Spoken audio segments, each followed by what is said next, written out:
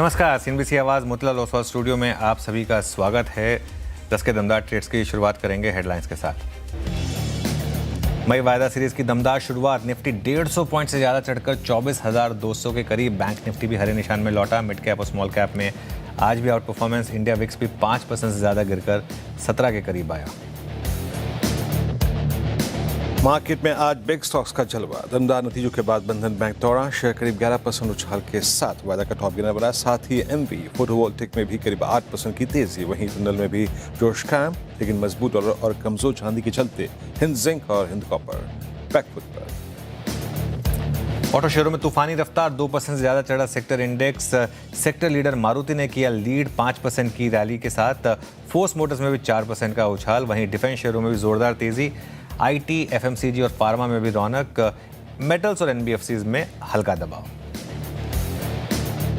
आज के chart GPT और स्पॉटलाइट पड़े सटीक। मजबूत चार्ज के दम पर ग्लेनमार्क फार्मा, सोना बीएलडब्ल्यू, अदानी पावर में खरीदारी कायम। वही कमजोर चार्ज के चलते एक्सिस बैंक और पीएनबी फिसले। उधर स्पॉटलाइट शेयर पीआई इंडस्ट्रीज भी करीब 2% ऊपर। दमदार नतीजों के चलते गार्डन रीच में फर्राटा रफ्तार, शेयर में करीब 15% की रैली। साथ ही स्टार हेल्थ और सीएट में भी जोरदार तेजी। दोनों शेयरों में 6 से 10% की रैली, लेकिन कमजोर रिजल्ट से आरईसी 5% फिसल कर वायदा का टॉप लूजर बना। चलिए शुरुआत करेंगे 10 के दमदार ट्रेड्स की। हमारे साथ प्रकाश काबा जी और आशीष बहेती जी पिछले शो से बने हुए हैं। साथ ही जुड़ेंगे अमोल अठावले जी और रुचित जैन जी भी अपनी टॉप ट्रेड्स के साथ। इसके बाद मार्केट आउटलुक पर नेपियन कैपिटल के को फाउंडर और मैनेजिंग पार्टनर गौतम त्रिवेदी जी जुड़ेंगे हमारे साथ। महिंद्रा लाइफ स्पेस के एमडी और सीईओ अमित कुमार सिन्हा से भी बातचीत होगी। और टेक्निकल्स के लिए जेएम फाइनेंशियल सर्विसेज के director head of research Rahul Sharma होंगे हमारे साथ। इसके अलावा आशीष से जानेंगे कि मई सीरीज़ का ट्रैक रिकॉर्ड क्या है पिछले 10 साल का। एक नज़र मार्केट पर और उसके बाद ट्रेड्स की शुरुआत करेंगे। आज बहुत कुछ शो में निफ्टी करीब 200 पॉइंट ऊपर 24,200 की तरफ बढ़ता हुआ अब दस्तक दे रहा है उस लेवल को। बैंक निफ्टी भी करीब 350 पॉइंट ऊपर 55,700 पर इस समय। मिड कैप्स में शानदार तेज़ी, फिर से मिड कैप इंडेक्स 1% ऊपर है। स्मॉल कैप में भी अच्छी तेज़ी, 2:1 का एडवांस डिक्लाइन।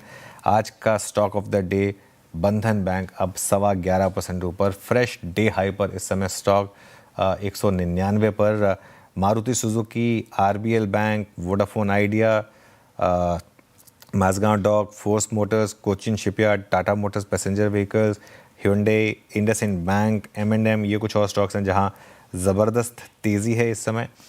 आरईसी और पीएफसी, आरईसी के नंबर्स आए, पीएफसी ऑब्वियसली उसका एक डायरेक्ट प्ले है, इस वजह से यहाँ गिरावट है। मेटल स्टॉक्स में आज गिरावट है। आज सुबह हमने बात की थी कि आज थोड़ा मेटल्स में प्रेशर आ सकता है। जिंदल स्टील, नैल्को, सेल, ये कुछ स्टॉक्स हैं जो इस समय आपको प्रेशर में दिखाई देंगे। निफ्टी अब 24,200 क्रॉस कर रहा है।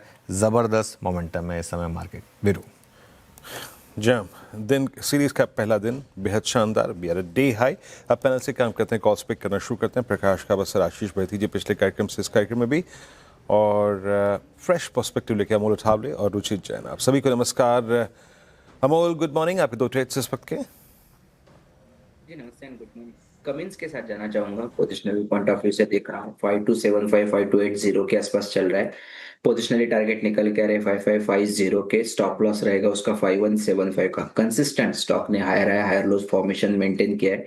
एक डिसेंट फॉर्मेशन में है स्टॉक। अगर 5175 मेंटेन करता है तो यही सेटअप पॉजिटिव साइड पे कंटिन्यू होने के चांसेस चार्ट्स पे दिख के आ रहे। दूसरा गोदरेज सीपी के साथ जाना चाहूंगा। ये भी पोजिशनल पॉइंट ऑफ व्यू से देख रहा हूँ 1105 के आसपास से बाउंस बैक आता है गोदरेज सीपी में, तो टारगेट्स निकल के आ रहेंगे 1150 के। स्टॉप लॉस रहेगा उसका 1080 का। एक करेक्शन के बाद एक रिवर्सल फॉर्मेशन देखने को मिला है। ट्रेडर्स के लिए 1080 एक रेफरेंस पॉइंट रहेगा, उसके ऊपर ये पॉजिटिव सेटअप कंटिन्यू रहने के चांसेस शॉर्ट टर्म में दिख के आ रहे हैं। ओके, चलिए दो ट्रेड्स हो गई इस समय। अब गाबा सर, आपकी दो ट्रेड्स इस समय की? मेरा ध्यान है पहला स्टॉक रहेगा आरबीएल बैंक। यहाँ पर तेजी नजर आती है, ब्रेकआउट मिला है, ट्रेड कर रहा है 335 के आसपास। स्टॉप लगाएंगे 330 का, 5 रुपए का।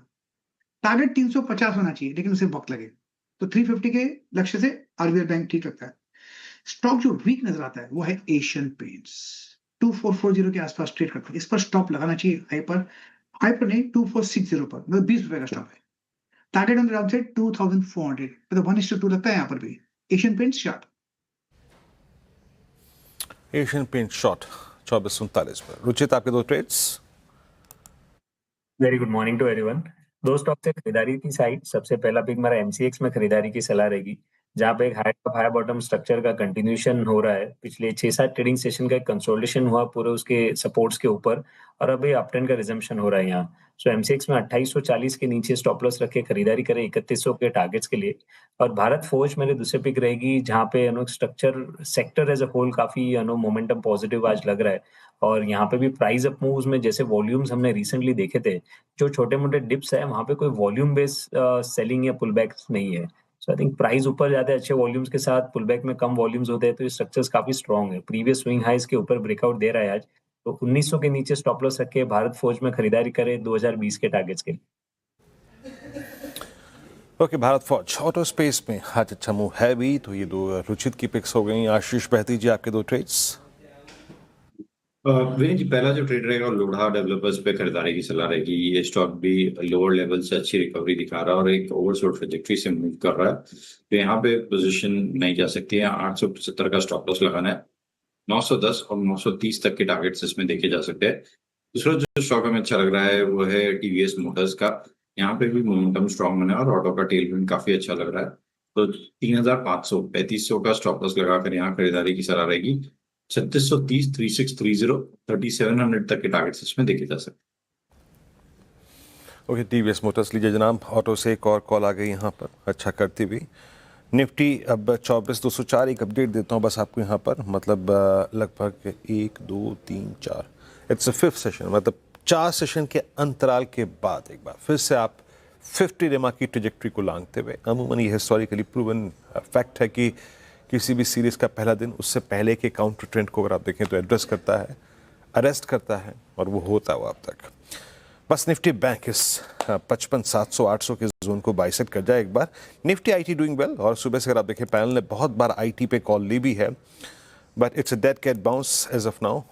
और क्या है जो अच्छा कर रहा है? ऑटो हो गया, आईटी हो गया, कुछ बैंक्स हो गए, बंधन बैंक लीड करता हुआ, और अगर आप देखें दो चीज़ अच्छा कर रही हैं उसमें एक बार रखिएगा आप जरा प्लीज़। क्रॉम्पटन की बात हो चुकी है, रिपीट नहीं करूँगा, but look at Mazagon Dock. Ruchit, Mazagon Dock में मेरे ख्याल से जून 25 से चली आ रही पूरी की पूरी फॉलिंग चैनल बाइसेक्ट हो रही है, पूरा डिफेंस अच्छा कर रहा है। खैर ये मैंने स्टॉक रखा है, बट अगर आपके पास इससे भी अच्छा कोई कॉल हो डिफेंस में तो आप उसको भी शेयर कर सकते हैं, और आपका टेक इस पे है। इनफैक्ट अगर आप देखें तो डिफेंस एज अ थीम, ये जो shipping related, ship building related stocks है, मजगांव डॉक है, जीआरएसई है, इवन कोचिन शिपयार्ड है, यहाँ पे रिलेटिव आउट परफॉर्मेंस है with in the sector. I think yes, momentum तो पॉजिटिव काफी है। जो प्रीवियस स्विंग हाई से 3000 के आसपास है, सो आई थिंक ये मोमेंटम में 3000 3050 तक के लेवल्स मजगांव डॉक में टेस्ट होने चाहिए, जो क्वाइट पॉसिबल है, यहाँ से आ सकता है। इसके अलावा पूरे डिफेंस थीम में एक स्टॉक जो हमें पोजिशनल पर्सपेक्टिव लिए अच्छा लग रहा है वो है पारस डिफेंस। लगभग 15 महीने के कंसोलिडेशन के ब्रेकआउट हमने रिसेंटली पारस डिफेंस में देखे। बार बार जब ये स्टॉक 800 780 के आसपास आता था, स्टॉक में सेलिंग प्रेशर आ जाता था, बट इस बार 800 के ऊपर ब्रेकआउट भी हुआ है, और लास्ट 5 ट्रेडिंग सेशन से वो सस्टेन भी हो रहा है उसके ऊपर। सो आई थिंक अगर ये थीम कुछ अच्छा मोमेंटम देती है तो एक काफी अच्छा मूव पारस डिफेंस में भी हो सकता है। तो करंट लेवल्स पे भी अगर मोमेंटम ट्रेडर्स खरीदना चाहते हैं तो 790 के नीचे स्टॉप लॉस रख के पारस डिफेंस में खरीदारी कर सकते हैं 860 के टारगेट्स के लिए। ओके, मीनवाइल एक बार आप लेकर आइए जरा वोडाफोन आइडिया, और क्यों बात कर रहा हूँ इसकी, वापस एक सेंस बन रही है वो एफपीओ प्राइस की तरफ बढ़ता हुआ। ये स्टॉक 5.5% ऊपर और ज़बरदस्त वॉल्यूम के साथ यहाँ पर इस समय ट्रेड है। स्टॉक में ज़बरदस्त मोमेंटम इस समय। चलिए अब आगे की तरफ बात करेंगे। नेपियन कैपिटल के को founder managing partner Gautam Trivedi हमारे साथ मौजूद हैं। Gautam ji, good morning. गौतम जी, तो इस समय मार्केट पर बिग कॉल क्या है? हमने एक बड़ी करेक्शन देखी मार्च में, उसके बाद शानदार रिकवरी आई। पिछले कुछ एक हफ्ता थोड़ा सा कंसोलिडेशन का फेज रहा है, लेकिन क्या मार्केट तैयार है अब वापस अपने पिछले हाइस की तरफ जाने के लिए? मुझे लगता है कि market in the short term, मैं शॉर्ट टर्म की बात कर रहा हूँ, मुझे जरूर लग रहा है कि पुराना जो टॉप है वो क्रॉस कर लेगा, लेकिन मैं शॉर्ट टर्म की बात कर रहा हूँ क्योंकि जिस तरह से पैसे की तेजी है, डोमेस्टिक इन्वेस्टर्स की बात कर रहा हूँ, जिस तरह से पिछले महीने 40,000 करोड़ जो आए, सिप का भी रिकॉर्ड नंबर रहा 32,000 करोड़, तो उसमें, और ये मतलब मार्च का महीना जो जो वॉर का जो मोस्ट टेंस पीरियड था, मोस्ट डेंजर पीरियड था और जब ऑयल का भाव अचानक डबल हो गया था और अपना जो इंडिया बास्केट है, मैं ब्रेंट की सिर्फ बात नहीं कर रहा हूँ, मैं I am talking about India basket जो करीबन $70 पे था, इट वेंट ब्रीफली की बात कर रहा हूँ, इट वेंट टू $157 और आज की तारीख में $110 पे करीबन है। तो ये इसके बावजूद भी इतना पैसा जो आया मार्च के महीने में, मुझे लगता है कि हर दिन, हर हफ्ते, हर महीने जो डोमेस्टिक फ्लोज आ रहे हैं उसकी वजह से ये मार्केट ऊपर जा रहा है। और आप एफआई के नंबर भी देखो, मैं अभी अमेरिका होके आया हूँ और हांगकांग में भी था, उसकी बात बाद में करेंगे, लेकिन एफपीआई जो फ्लोज की बात कर रहा हूँ मैं, पिछले साल में उन्होंने करीबन 18 से 19 बिलियन डॉलर का नेट सेलिंग किया था। इस साल ऑलरेडी 20 बिलियन क्रॉस कर चुका है। मतलब ऑलरेडी जनवरी से आज तक मार्केट में 20 बिलियन, मतलब पूरे फुल लास्ट ईयर का नंबर क्रॉस कर चुका है एफआई सेलिंग। इसके बावजूद भी मार्केट ये तेजी में। अच्छा सर, ये बताइए कि under the impression of crude, ये जब 28 फरवरी को पहला गोला गिरा उसके बाद से लेकर अब तक क्रूड हाई ट्रैजेक्टरीज पर ही है ना, अभी भी 110-111 स्क्रीन पे कायम है गौतम सर। ये इसके इम्प्रेशन में जो चीज़ें गिरी, चाहे वो पीएसयू बैंक्स हो, चाहे बैंक्स हो, चाहे ऑटो हो, ऑटो में आज रिवर्सल बहुत है। जब आप एक शॉर्ट टर्म में तेज़ी की बात कर रहे हैं तो आप ऑटो को कहाँ प्लेस करेंगे उसमें? ऑटो के नंबर्स तो अच्छे आए, मार्च के नंबर भी अच्छे थे और जहां तक हमारे जो चैनल चेक्स है कि अप्रैल के नंबर भी काफी मजबूत है। सवाल ये उठता है कि ये सरकार कितने दिनों तक ऑयल का प्राइस, पेट्रोल का प्राइस, डीजल का प्राइस बढ़ाती नहीं है। और ये मुझे लगता है कि इलेक्शन आज शाम को एग्जिट पोल आ जाएंगे और देखते अगले हफ्ते या इस हफ्ते ही जो सरकार कुछ निर्णय लेती है रिगार्डिंग पेट्रोल और डीजल, जो उसमें बढ़ावा आ गया और मुझे लगता है कि आज नहीं तो कल मतलब आना ही पड़ेगा, लाना ही पड़ेगा। उसका इम्पैक्ट जरूर आएगा auto sales, passenger cars specially. बिल्कुल। ये आईटी ने बहुत बुरी वेल्थ डिस्ट्रक्शन की है पिछले कुछ समय में। इन्फोसिस का स्टॉक आज 5 साल के लो पर है। क्या टर्न अराउंड की पॉसिबिलिटी रहेगी या फिर अभी इस स्पेस से आप दूरी रहेंगे? हम लोग हमारे इनफैक्ट 3 साल पहले, करीब 2.5-3 साल पहले हमारे पोर्टफोलियो में इन्फोसिस था और लॉजिक वही रहा था कि इतना गिर चुका है और कितना गिर सकता है। लेकिन मुझे लगता है कि, और ये इस बार जब मैं गया अमेरिका, मैं कैलिफोर्निया में था, सैन फ्रांसिस्को, सिलिकॉन वैली, वहाँ पे भी काफ़ी लोगों से मिल के आया और जिस तरह से वहाँ पे तेजी है एआई की, और मैं इंडिया के आईटी कंपनीज की बात नहीं कर रहा हूँ, वहाँ की आईटी कंपनीज और वहाँ की सॉफ्टवेयर कंपनीज पे भी इसका इम्पैक्ट आ रहा है। और वहाँ पे भी आपने देखा होगा पिछले हफ्ते मेटा, मतलब फेसबुक ने करीबन 8,000 लोगों को निकाल दिया। वो करीबन 10%, उनके वर्कफोर्स का 10% जो था, 8,000 लोग उनको निकाल दिया। तो ये इम्पैक्ट और ये प्रभाव जो है एआई का सिर्फ इंडियन आईटी पे नहीं है, अमेरिकन आईटी पे भी हो रहा है। और आई डोंट थिंक ये इट इज ओवर येट। ये मतलब अभी भी आज की तारीख में जिस तरह से वहां पे एआई का इम्पैक्ट है, आप मानोगे नहीं, सैन फ्रांसिस्को में और पालो अल्टो में जो बेसिकली जो बड़े सेंटर्स है एआई के, 10 में से 9 जो बिल बोर्ड्स होते हैं, मतलब पोस्टर्स होते हैं, सब एआई कंपनीज के हैं। तो इतना बड़ा एआई में इन्वेस्टमेंट हो रहा है, इतना बड़ा एआई का इम्पैक्ट आ रहा है और आने वाला है इंडियन आईटी पे, यूएस आईटी पे, विश्व के आईटी पे। मुझे लगता नहीं कि आज की तारीख में, यस आपकी बात सही है कि ये जैसे 5 ईयर लो, तो इन्फोसिस ये भाव में is it attractive? I would say no. Okay, ये आईटी की बात भी हो गई, ऑटो की बात भी हो गई। सर, ये चर्चा का विषय पिछले साल से रहा है, मई से ही, ऑपरेशन सिंदूर, उसके बाद ये एग्जिस्टिंग, अगर आप देखें जो वॉर चल रही है उसमें योर वॉर प्रिपेयर्डनेस है ना। और इस बार एक बड़े दिनों के बाद मैं अगेंस्ट ऑल ऑड्स, मैं अगेंस्ट ऑल ऑड्स इसलिए कह रहा हूँ कि कुछ डिफेंस में कंपनियों के साथ एग्जीक्यूशन स्पेसिफिक इश्यूज थे, बट स्टिल उसको छोड़ने के बावजूद स्टॉक्स में बड़ी अच्छी बाइंग है, विजिबल है। पिछले 1.5 महीने से 2 महीने से डिफेंस में बाइंग विजिबल है, फ्रंट लाइन में भी और मिड कैप में भी। आपकी राय क्या है इस वक्त, डिफेंस को कैसे अप्रोच करना चाहिए इन बद सर्कमस्टेंसेस में? जो आपकी बात है मैं उसी पे मैं ऐड करूंगा कि जो आपने बताया पिछले 2 महीनों में जब से ईरान और यूएस की वॉर शुरू हुई है तो अपने डिफेंस स्टॉक्स काफी भाग चुके हैं। तो आज की तारीख में डिफेंस का फ्यूचर है इंडिया में, बहुत बड़ा फ्यूचर है, उसमें कोई शक नहीं है। सवाल ये होता है कि will is now a good entry point, और अब वैल्यूएशंस देखिए इतने महंगे हो गए ये डिफेंस स्टॉक्स। अभी ये भाव में जरा I will hesitate to put new money. अच्छा, कैलिफोर्निया से किसी एफआई को लेकर आए कि नहीं आप फिर वहां पर अगर आप गए थे तो? ये अनुज का सवाल ही हो सकता है। हाँ, मेरा ही सवाल है। नहीं आप अनुज, नहीं मैं मजाक कर रहा हूँ। मैं what I was trying to say कि ये सवाल सिर्फ अनुज सोच सकता है। अनुज, मेरा कहने का ये मतलब है कि रियलिटी में एफआईज इंडिया से आई वुडंट से नाराज है, लेकिन इंटरेस्ट बहुत लिमिटेड है, और उसकी कई वजह है। नंबर 1, आप देखो कि उनके खुद के मार्केट में अमेरिका में इटसेल्फ इस साल 15% अर्निंग्स ग्रोथ है, वो भी डॉलर। जब खुद के मार्केट में इतना बड़ा अर्निंग्स ग्रोथ है तो वो बाहर क्यों जाएंगे? दूसरा, पिछले 3 सालों में, 5 साल की भी नहीं बात कर रहा हूं, 3 सालों में नैस्डैक ने 30% कैगर आईआरआर रिटर्न दिया हुआ है, डॉलर रिटर्न। S&P 500 ने करीबन 12.5 से 13% रिटर्न दिया हुआ है, डॉलर रिटर्न। तो ये संजोग में आप कैसे एफआई को इंटरेस्ट कर सकते हो कि आप इमर्जिंग मार्केट में आइए, और इमर्जिंग मार्केट में से भी इंडिया में आइए।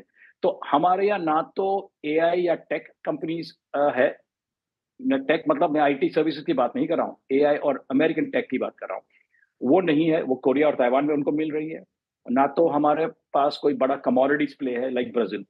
सो इंटरेस्ट अभी भी लुकवार्म है अनफॉर्चुनेटली। मैंने यहाँ तक भी उनको पूछा कि जो एआई में आपको वैल्यूएशन ज्यादा लग रहा है, ओके, ये सवाल मैंने उनको पूछा कि जो आपको एआई में वैल्यूएशन ज्यादा लग रहा है तो आप इंडिया को एंटी एआई प्लेस क्यों नहीं समझते हो?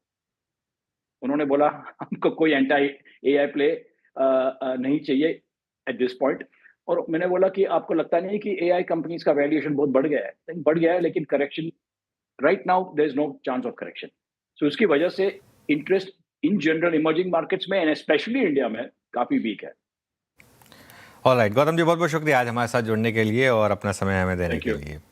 आगे बढ़ते हैं, रियल्टी सेक्टर की कंपनी महिंद्रा लाइफस्पेस की बात करते हैं। चौथी तिमाही में कंपनी के मुनाफे में 6% की बढ़ोतरी है, जबकि रेवेन्यू में काफ़ी बड़ा उछाल आया है।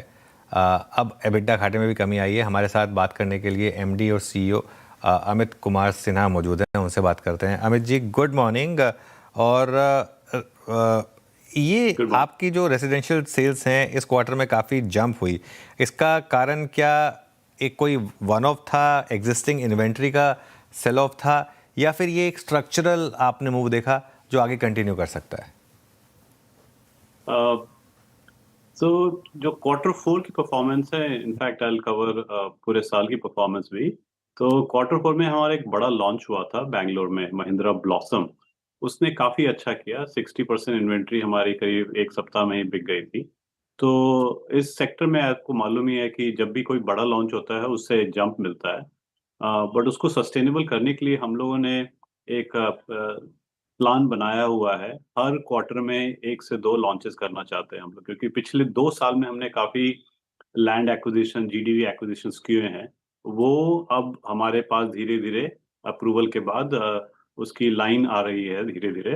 तो हम चाह रहे हैं कि हर क्वार्टर में 1 से 2 लॉन्च हो, सो दैट आपको quarter on quarter, year on year performance दिखती रहे। सो वो टॉप लाइन परफॉर्मेंस का हिस्सा है। और पूरे साल की परफॉर्मेंस काफ़ी अच्छी रही है। हमारा 25% ग्रोथ हुआ है पिछले FY 25 के मुकाबले में। अगर आप हमारा रेजिडेंशियल प्री सेल्स और आईसी सेल्स देखें तो 25% का ग्रोथ हुआ है। पैट में ऐसे अपना टच किया है ओवरऑल करीब 5 गुना, नॉट 5% पूरे साल का।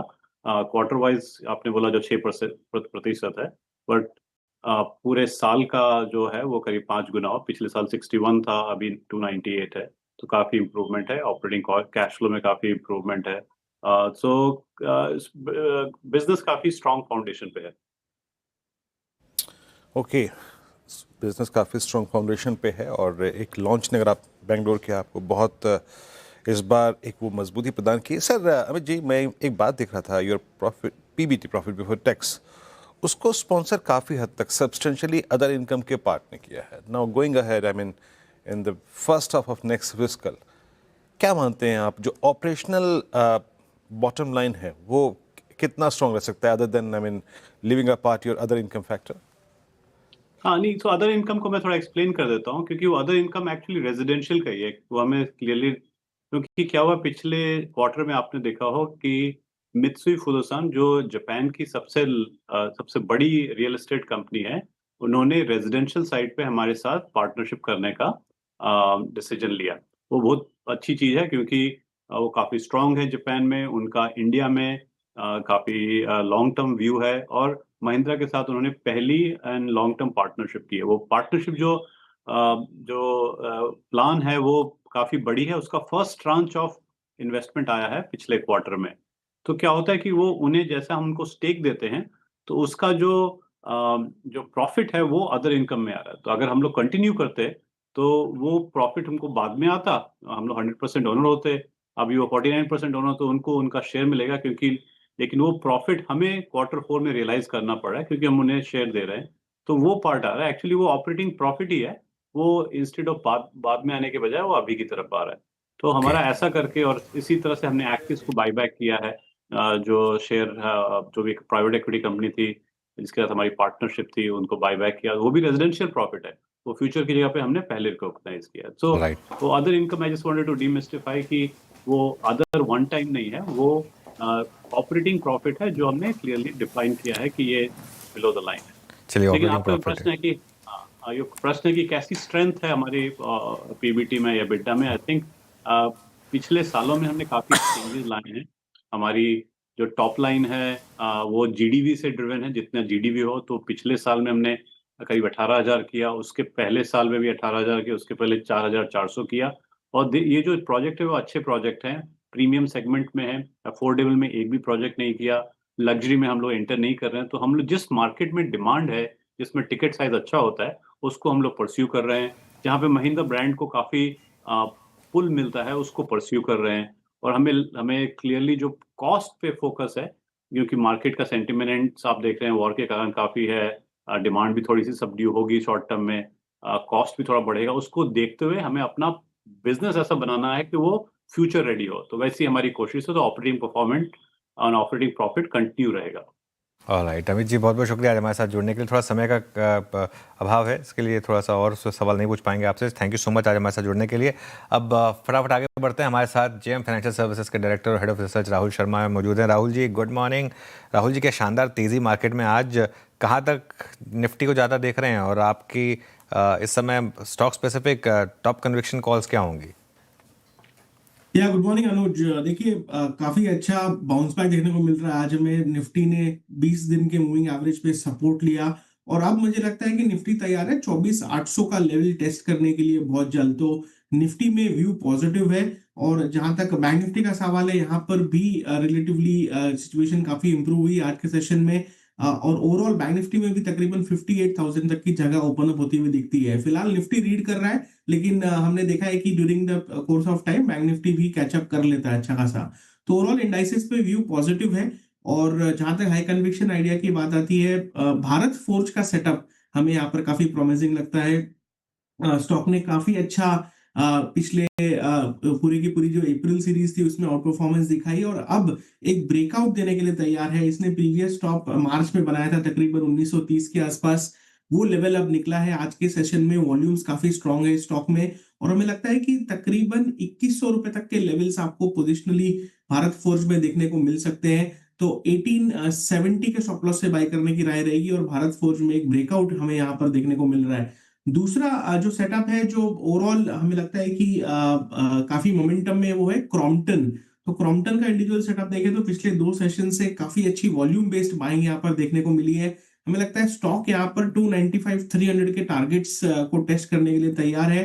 और ओवरऑल इन लेवल्स पर और डिप्स पे भी बाई किया जा सकता है। 268 का स्टॉप लॉस रहेगा क्रॉम्पटन में और तकरीबन 10 दिन में हमें लगता है कि 300 तक के लेवल्स क्रॉम्पटन में आते हुए दिख सकते हैं।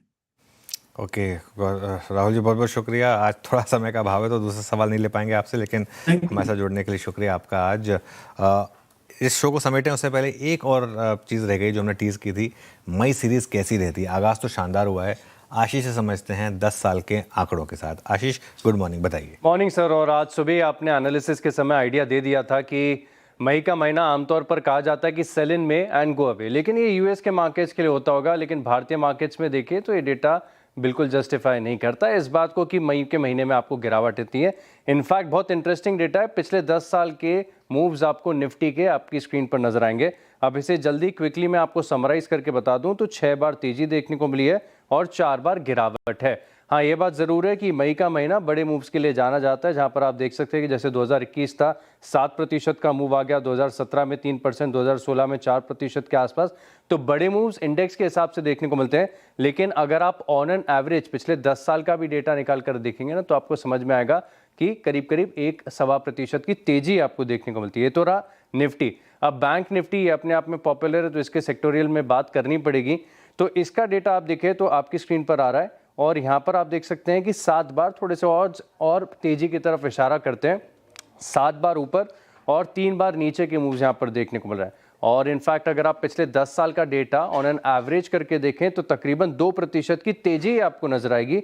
लेकिन सबसे खास बात यह कि स्मॉल कैप और मिड कैप पर आप फोकस ज़्यादा करेगा, क्योंकि मिड कैप का डेटा तो और इंटरेस्टिंग नज़र आ रहा है, जहाँ पर निफ्टी के मुकाबले आपको ज़्यादा वॉलेटिलिटी और ज़्यादा बड़े मूव्स नजर आएंगे। जैसे मिसाल के तौर पर आप देखें 2025 पिछले साल 6% की तेजी आ गई थी, 2023 में अगेन 6% के मूव्स थे, 2021 में फिर 6.5% की तेजी थी। गिरावट भी आती है, जैसे 2018 में हमने देखा था कि 7% की गिरावट आ गई। लेकिन अगर आप इसको भी सम अप करके देखेंगे तो पिछले 10 साल में से 6 बार तेजी, 4 बार गिरावट और औसतन 1-1.5% की तेजी नजर आती है। यानी ये जो कहावत है ना, सेल इन में एंड गो अवे, ये भारतीय मार्केट्स पर फिट नहीं बैठती। बिल्कुल, भारतीय मार्केट पर फिट नहीं बैठती और इसे कहते हैं बद अच्छा बदनाम बुरा। ये मई बदनाम है बेकार में, लेकिन डेटा कुछ और ही कहता है। आशीष, बहुत बहुत शुक्रिया। मीनवाइल सेंसेक्स लेकर आइए एक बार जरा। मैं सेंसेक्स की बात क्यों कह रहा हूँ, सेंसेक्स अब है 77,800 पर। जिस वक्त हमने वो कॉल्स लेने की बात की थी कल की एक्सपायरी की सेंसेक्स की, वो उस समय 231 पर थी 77,500 की कॉल, अभी 578 पर है वो। इस तरीके के मूव आए हैं मार्केट में आज, और ये पूरी की पूरी तेज़ी अच्छी बात यह है कि स्क्रीन पर प्ले हुई है।